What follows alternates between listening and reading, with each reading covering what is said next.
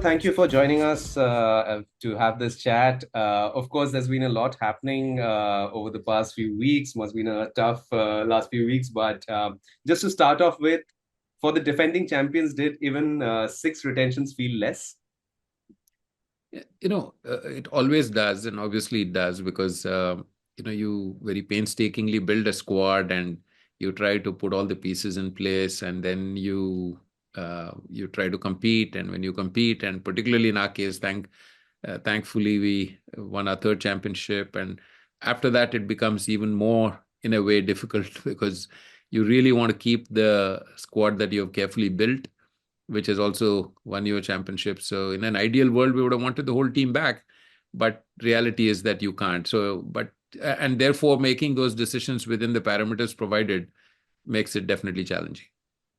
Yeah, so having said that, so who are the players that you've decided to retain? You know, we had some difficult decisions, but difficult decisions because we had more players to retain than we are allowed to. But I think we have come up with a good formula. The think tank and the owners and just trying to work through this. So we have retained four capped players and two uncapped players.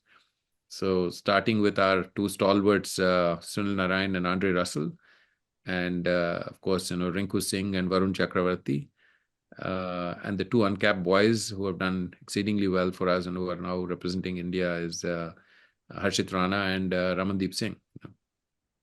Right. So now, how much time did you spend deliberating on these retentions, and were there any no-brainers that you knew you were going to retain them for sure? Well, the no-brainers would have been maybe 10 or 11 players, but trying to trim that down to six was very challenging because it's not only about the players that you obviously have built an equation with who have done fantastic for KKR. I mean, obviously, Sunil has been with us for 12 years. Andre has been with us for 10 years. Varun has been with us for a long time, since 2019. And Rinku has been with us for a long time, since 2018. Harshit, 3 years. And Ramandeep came in last year, really made a big impact. So I think it's a good combination. And at the same time, some of the thinking around, how you want to handle the auction also came into play. But we thought that this was a really good combination for us. So now, obviously, leaving out some of the players is never easy. Like you mentioned, there have been obviously last few weeks or months, we've been lots of conversations with a lot of players, I'm sure, who have been retained, who had to be let go.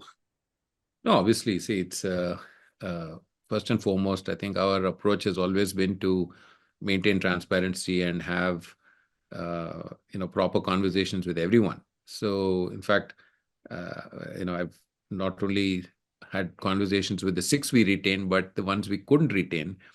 But I think, obviously, I am aware of some of the narratives that's going around there. But suffice it to say that, we always engage and with everyone, and most people understand. In some cases, I mean, in almost all cases, everyone says, is there a way you can retain me? But I understand why you can't, and hopefully, etc. Somewhere our paths will cross again, type of thing. But also, something to be kept in mind is that retention is not a one-way street. It is always something that has to be mutually agreed upon. So, sometimes it happens that mutual agreement, whether it happens or not, we may want, but, then we have to be respectful of the fact that, a player or whatnot may choose that it might be better going the other way. So we're respectful of that, and it's a little tough when that situation happens, but that's okay. I think we'll leave it at that. Yes, sir. Now, six retentions means we have obviously a sizable amount of money invested there. Now, going into the auction, how are you looking at that? Yeah, so I mean, just the nature of the rules this year is that it will be challenging for everyone in different ways. If you look at someone like us who have retained six, you go in to the auction. In our case, with 51 crores, no RTMs, but then there may be some other team who retains none or very few, one or two, and they come in with more money. But their challenge is to build a squad, a full squad. Our challenge will be to complete our squad.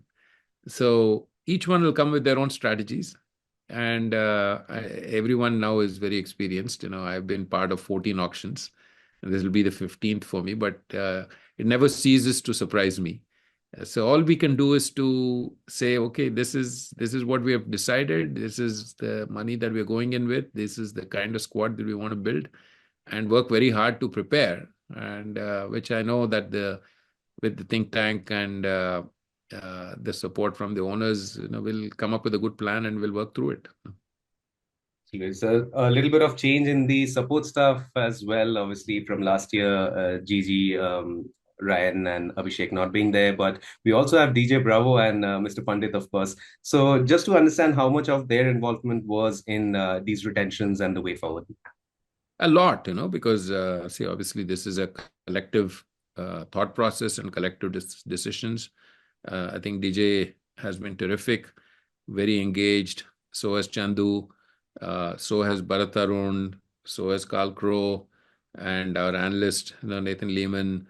So I think the think tank has been very engaged and very strong in the discussions and options and whatnot. So I've been very fortunate that there's a group there that know exactly what they're doing, lots of experience there.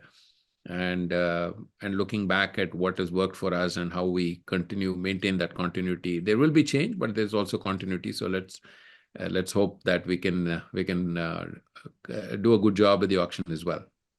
Thank you, sir, and all the best for the IPL auction. Thank you. Thanks for having me. Appreciate it.